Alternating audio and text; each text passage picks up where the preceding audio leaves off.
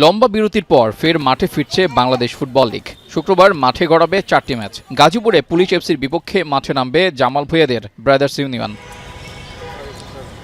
মাঝপথে বেশ ভালো দল সাজিয়েছে ব্রাদার্স। দলে আগেই যোগ দিয়েছেন ইংল্যান্ড প্রবাসী ফুটবলার ক্যাসপার হক, আছেন আশিক, অনিক, সঞ্জয় করিমরাও। এবার দলে যোগ দিয়েছেন পাকিস্তান জাতীয় দলের 5 জন ফুটবলার। এরই মাঝে দলের সাথে বেশ কয়েকদিন অনুশীলনও করেছেন তারা। বাংলাদেশের ক্লাবে যোগ দিয়ে উচ্ছ্বাসিত সবাই, জানিয়েছেন বাংলাদেশের লিগে খেলার কারণও। The competition of the league, the football here, the tactical sessions here, the football here motivated me to come here and gain more experience from it. The relationship between Pakistan and Bangladesh is a brotherhood, and we are here to help Brothers Union, as we know that we are on the mid-table of the league. We're here to help and give the best in the league, inshallah, and hopefully we can win the matches with Brothers Union, inshallah.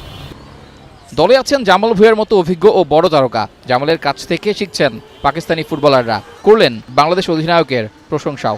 It's good to play with him, and I think he is a good player, technically sound player.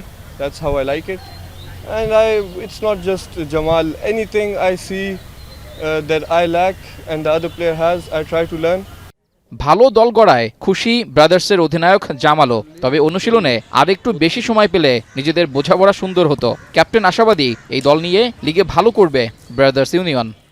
8টা নতুন player ঢুকছে, so কালকে আমার প্রথমের match. 2-3 দিন আগে join করছে, so ওরা একটু বেশি লেট জয়েন করছে, বাট আশা করি ওরা সবাই ভালো খেলবে। রেজাউল করিম, এখন, ঢাকা।